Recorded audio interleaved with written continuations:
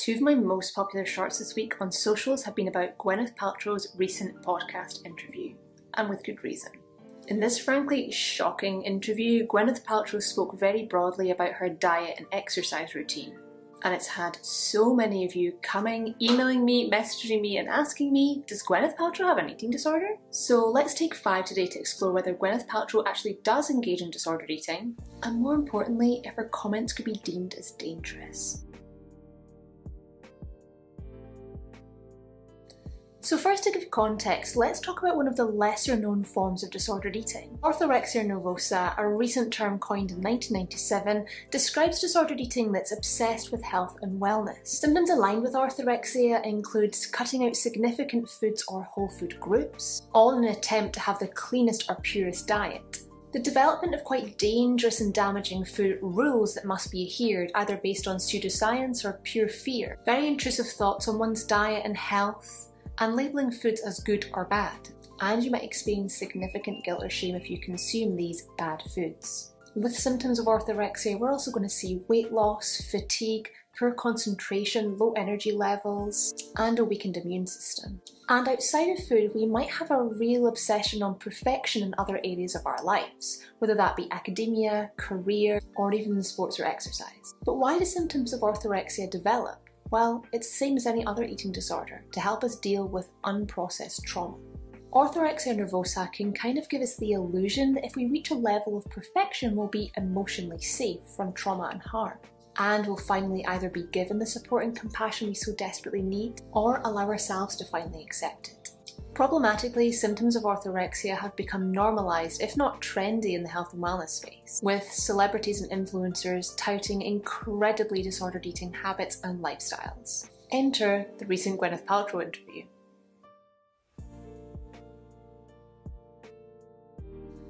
Let's break down the 4 most significant disordered eating comments from this video: paleo, detox, intermittent fasting, and excessive exercise.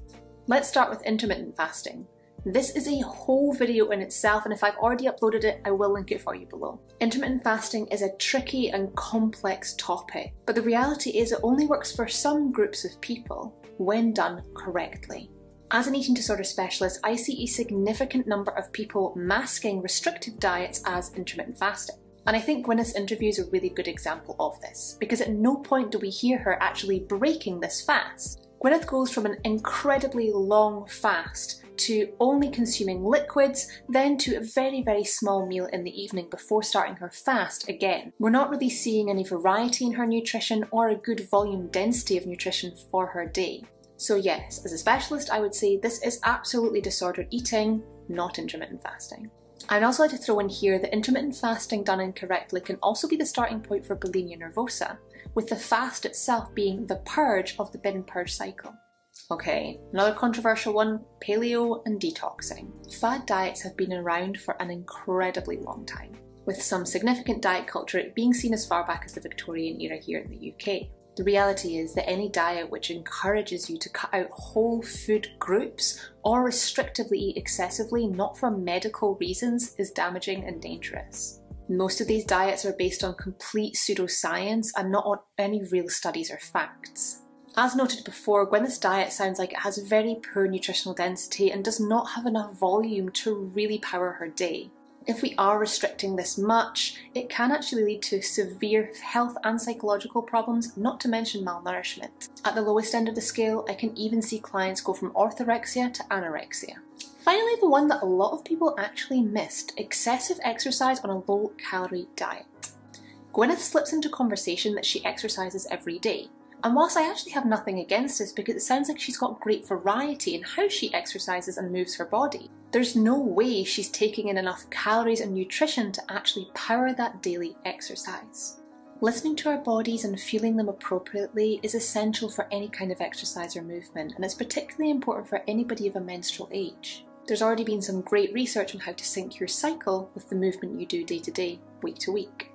But the reality is, engaging in daily exercise when you're already on a restrictive and low diet is actually just another form of restriction or purging. If we don't even consume enough to fuel our day on a basic level, by exercising we are simply purging the little calories that we have already taken in. But the reality is, I'm not here to rip Gwyneth Paltrow apart. Anybody engaging in disordered eating or a full-blown eating disorder is doing so to try and suppress traumatic feelings, thoughts and memories. But I would also say it's okay to use empathic accountability in this situation. Whilst I can empathise with her, it's really important to recognise that she is a very influential public figure and celebrity. And the reality is that she's spreading damaging misinformation, diet culture, and even disordered eating to the masses via this platform. If you've come this far, thank you for watching. Give this video a thumbs up if you've enjoyed it. It really helps other people on the platform know that I exist. See you soon, my love.